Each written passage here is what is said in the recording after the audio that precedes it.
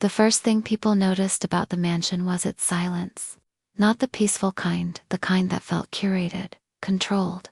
Every echo softened by imported rugs, every footstep absorbed by polished marble that reflected more than it revealed.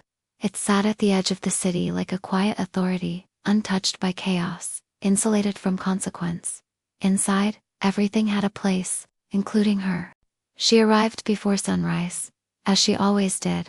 The staff entrance opened with a muted click, and she stepped inside without hesitation, closing the door behind her with careful precision. No noise, no disruption. Her name, as far as everyone there knew, was Alina. She wore the uniform without complaint, a simple black dress, crisp white apron, sleeves rolled just enough to suggest readiness without impropriety. Her hair was always tied back, her expression neutral, never cold, never warm, invisible, but not forgettable. That was the first contradiction. Invisible people are supposed to fade. She didn't. Late again. The voice came from the hallway, sharp but casual. Mrs. Dalloway, the house manager, stood with a clipboard tucked against her chest like a shield. Alina glanced at the clock. 6 minutes early. No, she said calmly. Mrs. Dalloway didn't check the time. She didn't need to. Control wasn't about accuracy, was about tone. Well, she said, adjusting her glasses. Try not to make a habit of it. Alina nodded once. No apology, no reaction. That was the second contradiction. She moved past her, already aware of the day's expectations without being told. The silver needed polishing. The east wing hadn't been dusted properly yesterday. Someone had rushed. Breakfast service would begin at 8. Sharp. Details mattered here. Mistakes lingered, and people who made too many of them didn't. The Harrington family rarely saw the staff. That was by design. But Alina saw everything. Mr. Harrington preferred his coffee black, but never finished it. Mrs. Harrington smiled in public, but never at home. Their son Daniel spoke like someone who had never been told no, and never expected to hear it. Patterns, habits, fractures, she noticed them all, and she remembered them. By mid-morning, the house began to shift.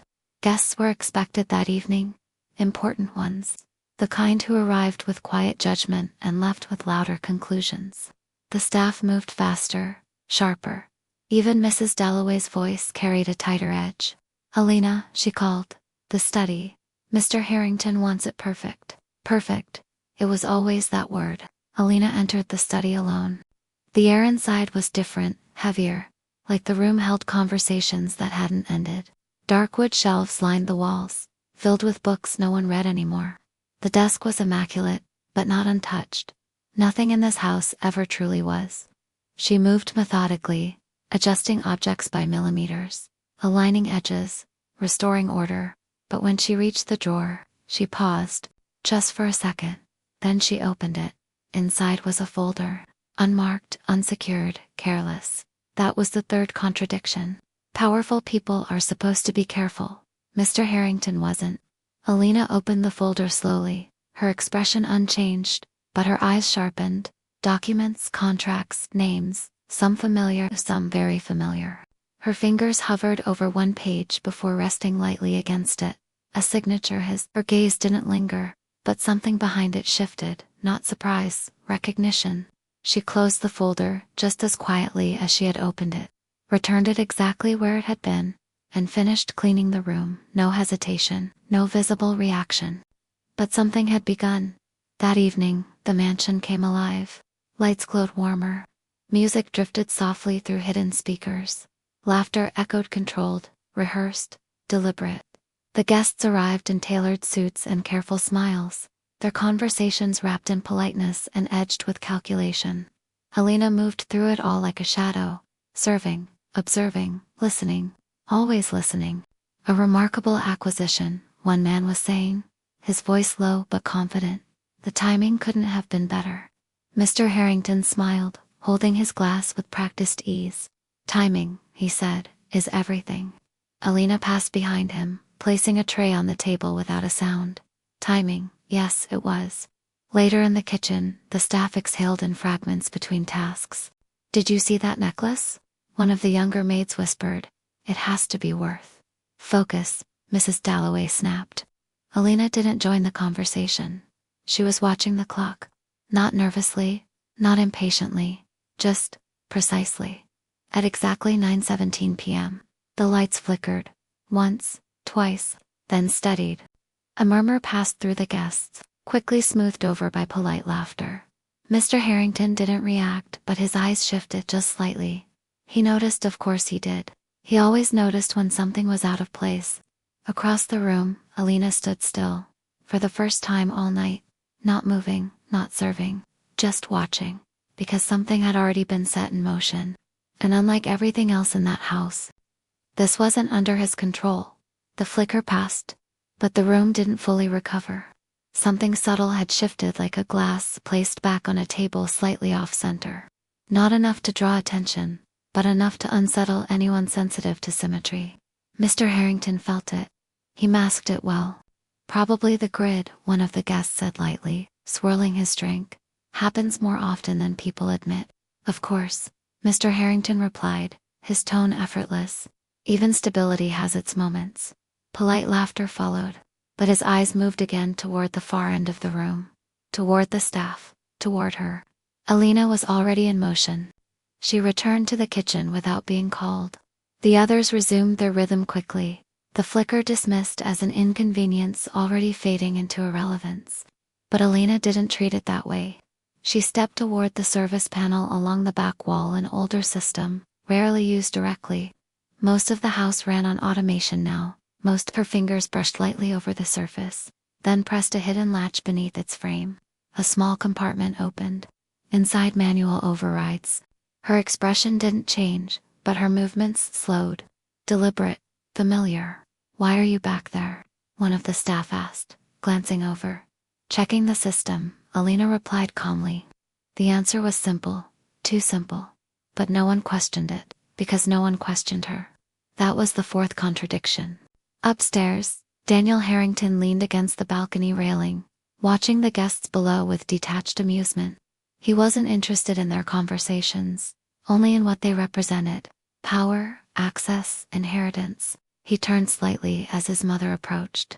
"You disappeared," Mrs. Harrington said, her tone composed but edged. "I needed air. There's plenty of that inside." He smiled faintly. "Not the kind I was looking for." She didn't respond immediately. Instead, she followed his gaze downward. "To what?" she asked. Daniel's eyes settled briefly on the movement below the staff, circulating, efficient and unnoticed. Then he shrugged. Perspective. Back in the kitchen, Alina closed the panel. The system was stable again. But that hadn't been the point. The flicker wasn't a malfunction. It had been a test, and it had passed. She returned to the main floor, her pace unhurried, her presence quiet but precise. As she moved through the room, she adjusted small things, glasses, placements, timing, each action seamless, each one intentional. And slowly, almost imperceptibly, the evening began to follow her rhythm instead of his. Near the study, two guests spoke in lowered voices. "I'm telling you, the documentation didn't line up," one said. "There were gaps. Gaps don't matter if the outcome holds."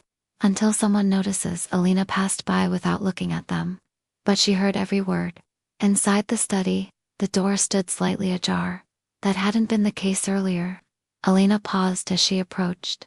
Then, without hesitation, she stepped inside. The room was empty, but not untouched. The drawer she had checked that morning open. Just a fraction. Careless again, she crossed the room, her movements steady, and closed it gently. Then she stopped. Her gaze shifted to the desk. There was a glass there now, half full, recently placed. She reached out, not to touch it, but to observe. Condensation still clung to the surface. Someone had been here moments ago, looking for something. The voice came from behind her. "Daniel." Alina turned. "No," she said calmly. "Just finishing my work." He stepped into the room, closing the door behind him, not fully, but enough to narrow the space. "You were in here earlier," he said. It wasn't a question, yes, and now again, yes. He studied her for a moment, not dismissively, not casually, carefully. "You don't seem like the others," he said. Alina met his gaze without hesitation. "Neither do you." A pause, subtle, tense. Then Daniel smiled, just slightly. "Fair enough. He moved past her, picking up the glass from the desk. You ever wonder, he said, almost casually, what it would be like to live in a place like this, without having to work in it? Elena's expression didn't shift. No. He glanced at her. No, he repeated, no. Why not? Because wondering doesn't change anything. Daniel let out a quiet breath, amused. Depends on what you're willing to change. Elena didn't respond. She stepped past him, reaching for the door. Then paused. Some things, she said, her voice even, don't need to be changed. He tilted his head slightly. And what's that supposed to mean? She looked at him not challengingly, not defensively, just directly. You'll understand soon. Then she left. Daniel stood there for a moment, the glass still in his hand. The room felt different now, not quieter, sharper. Downstairs, the evening continued, but the conversations were shifting, subtle at first, then clearer. Strange timing, don't you think? One guest murmured. I heard something similar last quarter. No, this is different. Different how? More exposed. Mr. Harrington remained composed, but his attention was no longer on the room. It was on the undercurrent, the one he couldn't quite trace. Across the floor, Elena moved again. Precise, measured, unseen, but no longer unnoticed. At 10:03 p.m., another shift. Not in the lights, not in the system, in the people. Phones began to buzz. One at first, then another, then several quiet vibrations against polished surfaces. Glances exchanged, expressions tightening. Mr. Harrington felt it before he understood it. He reached for his phone. Read the message. And for the first time that evening, his composure cracked. Not visibly, but internally. Sharp, immediate, controlled, but unmistakable. Across the room, Elena stood still once more, watching, not the reaction, the realization. Because this time, the timing wasn't just precise. It was personal. And this was only the beginning. The first person to leave didn't make a scene. He simply placed his glass down unfinished and murmured something polite to no one in particular before stepping away from the group. His posture remained composed, but his pace was faster than it had been when he arrived. Others noticed, not the departure itself, the reason behind it. A second phone vibrated, then a third. Within seconds, the carefully curated rhythm of the evening fractured into something quieter, and far more dangerous whispers. Short controlled conversations. Eyes that no longer met Mr. Harrington's with admiration, but with calculation. Mr. Harrington didn't move immediately. He stood at the center of the room, phone in hand, reading the message again and again. As if repetition might change its meaning, it didn't. His jaw tightened, just slightly. Then he locked the screen and slipped the phone back into his pocket with practiced ease. Control. Always control. Excuse me, he said smoothly to the nearest group, offering a faint smile. Business never quite respects timing. A few polite nods followed, but the illusion had already cracked. Upstairs, Mrs. Harrington stood alone in the hallway, her own phone glowing faintly in her hand. She had received the same message, but hers included an attachment. She opened it. Her expression didn't change immediately. It dissolved, slowly, carefully, like something she had spent years holding together, finally releasing. The document was unmistakable. Financial transfers, hidden accounts, signatures, not just his, hers. Downstairs, Daniel moved through the crowd with sharper focus now. He wasn't interested in the guests anymore. He was watching reactions, patterns, shifts, and then he saw her. Elena stood near the far wall, still as ever, her hands folded neatly in front of her. She wasn't checking her phone, she wasn't reacting, she was waiting. That's when it clicked, not fully, not clearly, but enough. He approached her, not hurried, not confrontational, just intentional. You've seen it, he said quietly, stopping just short of her. It wasn't a question. Elena looked at him. I don't have a phone, she replied. A simple answer, too simple. Daniel studied her face, looking for something, anything, a crack, a tell, but there was nothing. Only calm. People are leaving, he said. Yes. They're talking. Yes. And you're not surprised. No. That answer lingered. He stepped closer, lowered his voice. Why? Alina didn't respond immediately. She let the silence stretch just long enough to become noticeable, but not uncomfortable then. Because outcomes don't surprise me, she said. Daniel frowned slightly. That's a very specific way of saying you expected this. She held his gaze. I understand patterns. And this is a pattern. Yes. He let out a quiet breath, almost a laugh. Then tell me something, he said. What happens next? Elena's eyes shifted just briefly past him, toward the center of the room, toward Mr. Harrington. He tries to contain it, she said calmly. He reaches out to the people who matter most. He reassures them. He reframes the narrative. Daniel followed her gaze. And does it work? A pause, then no. Across the room, Mr. Harrington was already in motion. Phone in hand again, voice low. Controlled, yes. I'm aware. No. That information is incomplete. I'll handle it. He turned slightly, positioning himself away from the others. Isolating the damage. Minimizing exposure. But the damage wasn't contained. It was spreading.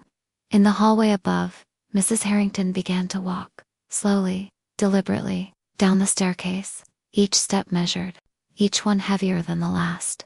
Daniel noticed her first. His expression shifted, confusion, then concern, then something sharper. She reached the bottom step just as another guest quietly excused himself. The room thinned, the energy changed. Is it true? Her voice cut through the space, not loud, but precise. Mr. Harrington turned. For the first time that night, he looked unprepared. I don't think this is the right time. Is it true? She didn't raise her voice. She didn't need to. A silence followed. Not empty. Waited. Watching. Mr. Harrington stepped toward her, lowering his tone. We'll discuss this privately. No, she said. We won't. Another fracture. Clearer now. Irreversible. Daniel looked between them. What's going on? No one answered him. But Alina did. Not aloud. Not directly. But through the stillness she held. Through the absence of surprise. Because she had already seen this moment. Long before it arrived. Mrs. Harrington held up her phone. The screen still lit. The document still open. You forged them, she said quietly. Mr. Harrington's expression hardened. That's not what this is. Then, explain it. I will. When a pause. Then, later. She let out a small controlled breath. No, she said again. You won't. Another guest stepped back, then another distance. Physical, social, immediate. Daniel's voice cut in. Sharper now. Explain what? Mr. Harrington turned to him. Not now, but it was already now. Across the room, Alina moved. Not toward them, not away. Just forward. Subtle, because this part, this unraveling required proximity. Mrs. Harrington's gaze shifted. Not to her husband, not to her son, to Alina. For a moment, something passed between them, unspoken, but real. Recognition. And then, Mrs. Harrington lowered her phone, just slightly, and asked the question that changed everything. Who are you? The room stilled. Daniel turned. Mr. Harrington's eyes narrowed. Alina didn't answer immediately. She didn't rush, didn't react, didn't deflect. She simply looked at her, calm. Composed, certain, and then, I'm someone who remembers, she said. A strange answer, but not an empty one. Mr. Harrington stepped forward. This is inappropriate, he said sharply. She's staff. Elena's gaze shifted to him. For the first time, there was something new in it. Not anger, not fear, authority. Not exactly, she said. The room held its breath because something had just shifted. Not in the house. Not in the evening. In the truth. And once that began to surface, there would be no containing it. The silence that followed didn't feel empty. It felt precise, like something had finally aligned after being out of place for far too long. Not exactly, Mr. Harrington repeated, his voice lower now, sharper. What does that mean? Alina didn't answer him. She didn't even look at him. Her attention remained on Mrs. Harrington, measured, steady. As if the rest of the room had already become irrelevant, Mrs. Harrington stepped closer, not aggressively, but with intention. You said you remember, she said. What exactly do you remember? A pause. Just long enough to force everyone else to wait. Before this house was renovated, Alina said calmly, the West Wing had a different layout. Mr. Harrington's expression shifted. Barely, but it did. There was a smaller study, she continued. Not the one you use now, the original one. With the narrow windows and the fireplace that didn't quite draw properly. Daniel frowned slightly. What are you talking about? He said. Alina didn't look at him. The floors creaked in that room, she went on. Third board from the entrance. Always louder in the winter. Mrs. Harrington's face tightened. Not in confusion, in recognition. That room doesn't exist anymore, Mr. Harrington said quickly. Elena's gaze finally shifted to him. No, she said. It doesn't. The way she said it wasn't correction. It was confirmation. Daniel looked between them. Okay, someone needs to explain what's happening. But no one did, not yet. Because something deeper was unfolding. Something that didn't move at the pace of conversation, but at the pace of realization. Mrs. Harrington's voice softened. Who were you? She asked. Not who are you. Who were you? That distinction mattered. Alina inhaled slowly, not nervously, deliberately. My mother worked here, she said. The words landed quietly, but they didn't stay that way. Mr. Harrington's jaw tightened. That's impossible. Alina tilted her head slightly. Is it? He didn't answer. She worked in the West Wing, Alina continued. Before it was redesigned. Before most of the staff was replaced. Mrs. Harrington's eyes narrowed slightly, searching her memory. Name, she said, Elise. The reaction was immediate. Not from Daniel, not even from Mr. Harrington. From Mrs. Harrington a flicker, then something deeper. I remember her, she said quietly. Mr. Harrington turned to her sharply. You're mistaken. No, she said, her voice firmer now. I'm not. The room felt smaller, tighter. She left, he said quickly. Years ago. That's all this is. Someone trying to. She didn't leave. Elena's voice cut through his. Not louder, but final.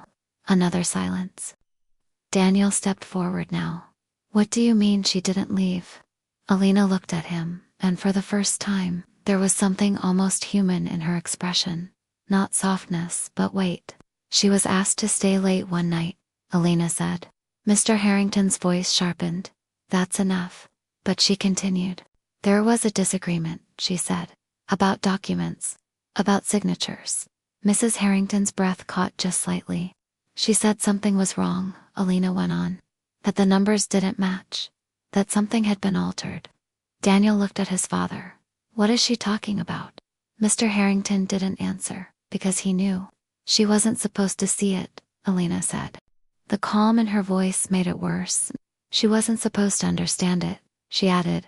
Mrs. Harrington stepped back. Just one step, but it said everything. What happened to her? She asked. Alina didn't answer immediately. Instead, she walked slowly toward the center of the room. Every step controlled. Every movement deliberate. And as she moved, people shifted, not consciously, but instinctively, making space. She tried to report it, Alina said. She believed someone would listen. Mr. Harrington closed his eyes briefly. Just for a second. They didn't, Alina finished. Daniel's voice came out quieter now. Why not? Alina stopped, looked at him. Because the person she reported it to, she said, was the one responsible. The words settled, heavy, unavoidable. Daniel turned slowly toward his father.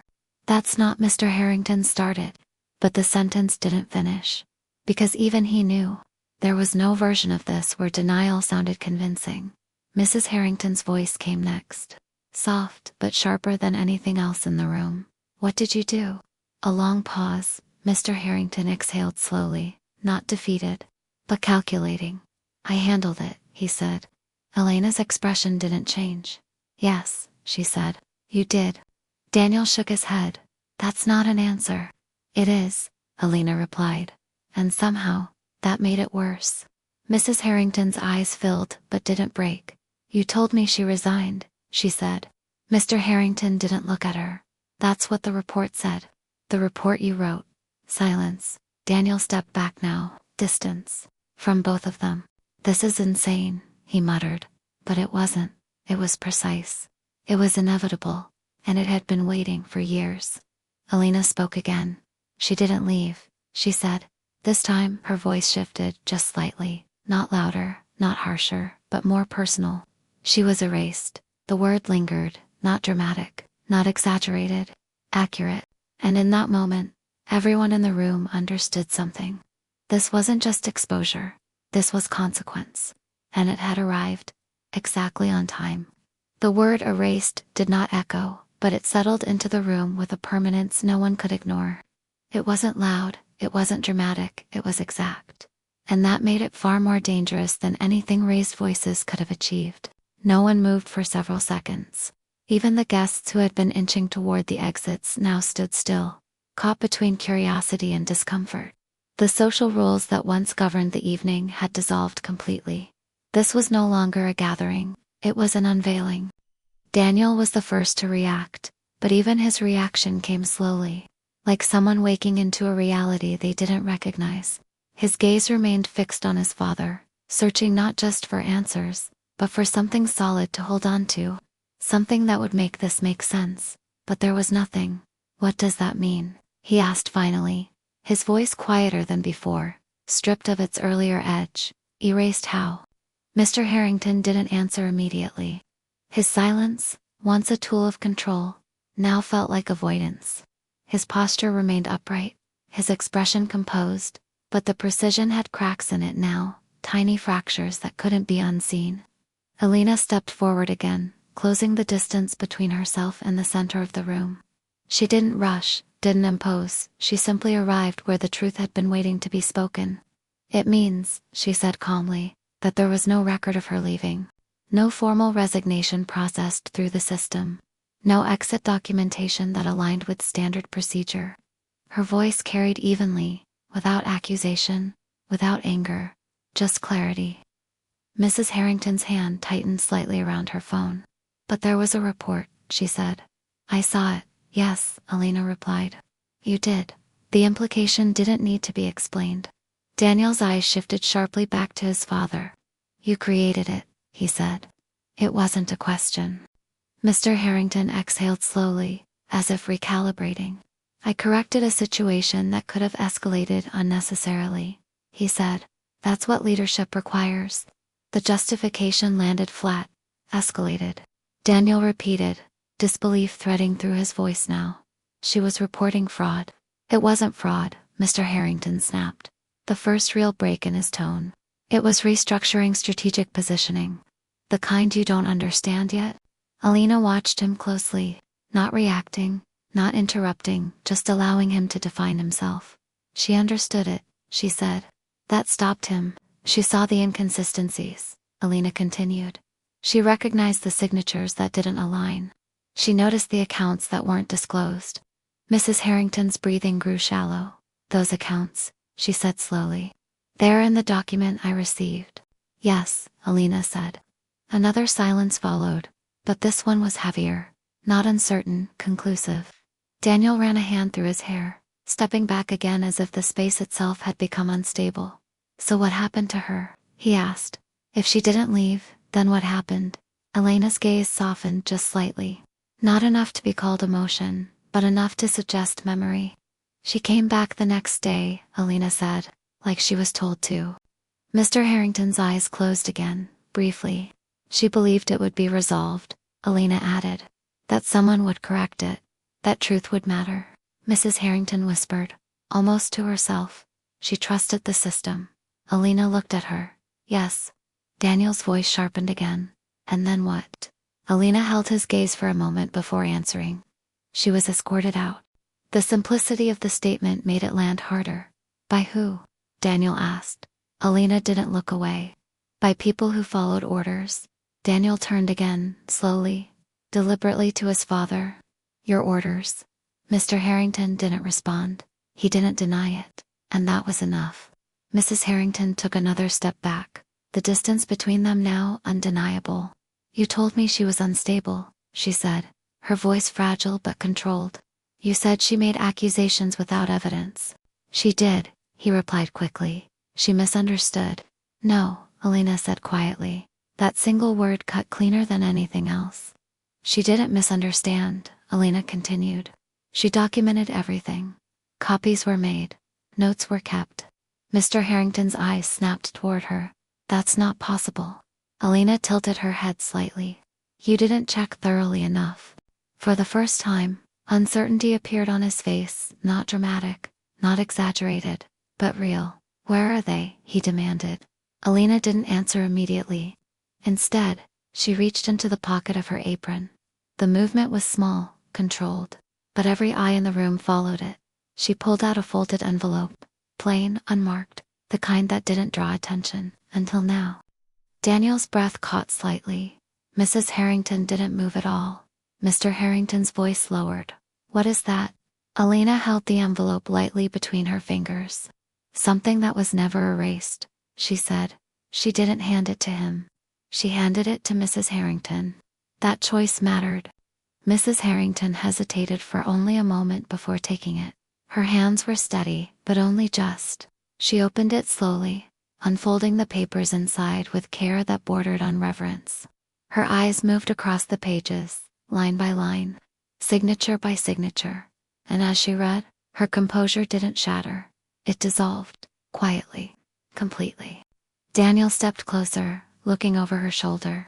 His expression shifted with each second, confusion giving way to realization, then to something far heavier. "This is real," he said under his breath. Alina didn't respond. She didn't need to. Mr. Harrington stood motionless now. The center he once controlled no longer his. The room had shifted around him, reoriented itself, leaving him exposed in a way he had never allowed before. "You kept this," he said finally, his voice no longer steady. Alina looked at him. "Yes, how?" Another small pause. Then, "Because she made sure I could." The words hung there, incomplete but unmistakable. Mrs. Harrington looked up sharply. "You were there," she said, not a question, a realization. Alina met her gaze. "Yes." Daniel's voice followed, quieter now, almost cautious. "You're her daughter?" For the first time, Alina didn't deflect, didn't redirect, didn't soften. She simply answered, "Yes." The truth didn't explode, it settled, deep, final. And in that moment, everything aligned. The knowledge, the timing, the control, the patience. She hadn't just arrived at this house, she had returned to it. Not as someone seeking answers, but as someone who already had them. Mr. Harrington took a step forward, but it lacked authority now. It felt instinctive, almost desperate. "This doesn't change anything," he said, though his voice no longer carried conviction. "This house, this company, everything here is still mine." Alina watched him carefully. Then, almost gently, "No," she said. The word wasn't raised. It wasn't forceful, but it was absolute. And for the first time, he had no way to argue with it. The word no did not echo, but it redefined the room. For years, this space had operated on one truth, one center of gravity. Decisions radiated outward from a single point, unquestioned, reinforced by silence and structure. But now, that center had shifted. Not abruptly, not violently, just precisely. Mr. Harrington felt it, and for the first time in a very long time, he didn't know how to correct it. "You're overestimating your position," he said, though the certainty in his voice had thinned. "Documents don't change ownership. Accusations don't dismantle infrastructure." Alina stood still, her posture unchanged. Her expression composed in the same way it had always been, but now, it no longer read as quiet compliance. It read as control. "They don't," she said calmly. "But patterns do." He frowned slightly. "Patterns, you built everything on them," she continued. "Gaps no one would question. Adjustments no one would trace. Decisions made where oversight was weakest." Mrs. Harrington lowered the papers in her hands slowly, her gaze no longer confused, no longer searching. It had settled into something steadier, something resolved. "You hid everything in structure," Alina said, which made it predictable. Daniel exhaled sharply, running his hands over his face as if trying to reset reality. "Someone needs to explain what she means," he said clearly. Alina glanced at him briefly, then back at Mr. Harrington. "He transferred liabilities into subsidiary accounts," she said. "Accounts that weren't publicly tied to the company. He moved ownership percentages in small increments, too small to trigger alerts, too distributed to raise suspicion." Daniel's expression hardened as he processed it. "You diluted your own control," he said slowly, looking at his father. "To hide what you were doing." Mr. Harrington didn't respond. Because that part was true, Alina continued, her tone unchanged. Those fragments of ownership didn't disappear, they accumulated. Mrs. Harrington's voice came quietly, where Alina met her gaze, in a place he never thought to look. A pause followed. Then Daniel's eyes widened, slightly, not fully understanding yet, but close. No, Mr. Harrington said quickly. That's not possible. But it was already too late for denial to hold. Elise didn't just document the inconsistencies, Alina said. She understood the structure. She saw where everything was moving and where it could be redirected. Mrs. Harrington's grip on the papers tightened again. She changed it, yes. The confirmation was soft, but irreversible. She created a separate holding path, Alina continued. One that mirrored his movements, but outside his visibility. Every adjustment he made, she anticipated. Daniel let out a breath that sounded more like disbelief than relief. That would take years.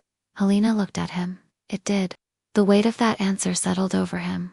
She didn't finish it, Alina added. Not completely. Mr. Harrington seized on that immediately.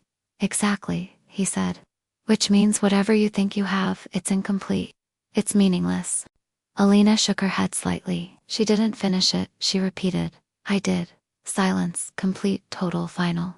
Daniel stared at her, something like realization finally locking into place. That's why you came here, he said. Not for a job, no. To complete what she started. Yes. Mrs. Harrington closed her eyes briefly, absorbing the full scope of it. When she opened them again, they were clearer than they had been all night.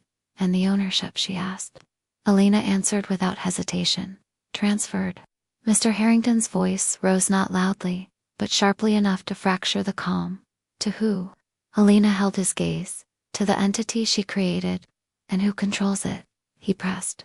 A pause, not for effect, for precision. Then I do. The words didn't need emphasis. They didn't need repetition. Because the truth behind them was already unfolding in real time. Daniel took a step back, looking around the room as if seeing it for the first time. The walls, the structure, the carefully maintained perfection, it all felt different now. Not his, not theirs. Hers, you're saying. He started, then stopped, recalibrating. This house, this entire estate, is no longer yours, Alina said calmly. Mr. Harrington laughed then, not with humor, with disbelief that bordered on desperation. That's not how ownership works, he said. You don't just walk in here and declare something like that. Alina didn't argue. She didn't raise her voice. She simply reached for something else. Not from her apron this time. From the side table near the wall. A folder. Already placed. Already waiting. That detail didn't go unnoticed. She handed it not to him but to Daniel. Another deliberate choice. Daniel hesitated, then took it, opening it slowly. Inside were official documents. Transfer confirmations. Legal validations. Signatures, verified, stamped, complete. His eyes moved faster as he read, his breathing shifting with each page. It's real, he said quietly. Mr. Harrington didn't move, didn't reach for the folder, didn't ask to see it, because he already knew. Not the details, but the outcome. Mrs. Harrington stepped beside her son, glancing at the documents, then at Alina. You planned all of this, she said. Alina considered the statement, then answered carefully. No, she said. It was always in motion. That distinction mattered. This wasn't revenge built in anger. It was consequence built in patience. Mr. Harrington finally spoke again, but his voice had changed. The sharpness was gone. What happens now? He asked. For the first time, he wasn't directing the future. He was asking about it. Alina looked at him, not with triumph, not with cruelty, just clarity. You leave, she said. The simplicity of it made it final. Daniel swallowed hard, looking between them. And us? He asked. Elena's gaze shifted to him. There was something different there now. Not distance. Not detachment. Something closer to recognition. You decide, she said. No pressure, no instruction, just truth. Mrs. Harrington exhaled slowly, a long breath that seemed to carry years with it. She looked at her husband, not with anger, not even with grief, but with understanding. The kind that comes too late to change anything. I'm done, she said quietly. Mr. Harrington didn't respond. because there was nothing left to say. Daniel closed the folder slowly, his hands steady now. "This isn't just about the house," he said. "No," Alina replied. "It never was." He nodded once, then stepped away from his father. That choice, small as it seemed, sealed everything. The guests were gone by the time the night ended. Not abruptly, not dramatically, just completely. The mansion returned to silence. But it was a different kind now. Not curated, not controlled, real.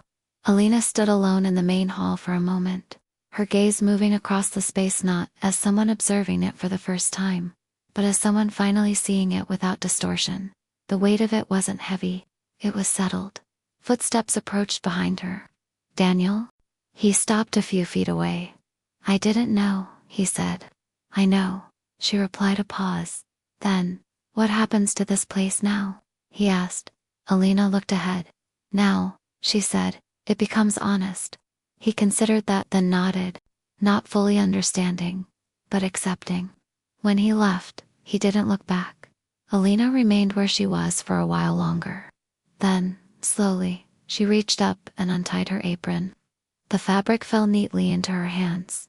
A uniform, a roll, a disguise. She folded it carefully and placed it on the nearby table, not discarded, just finished.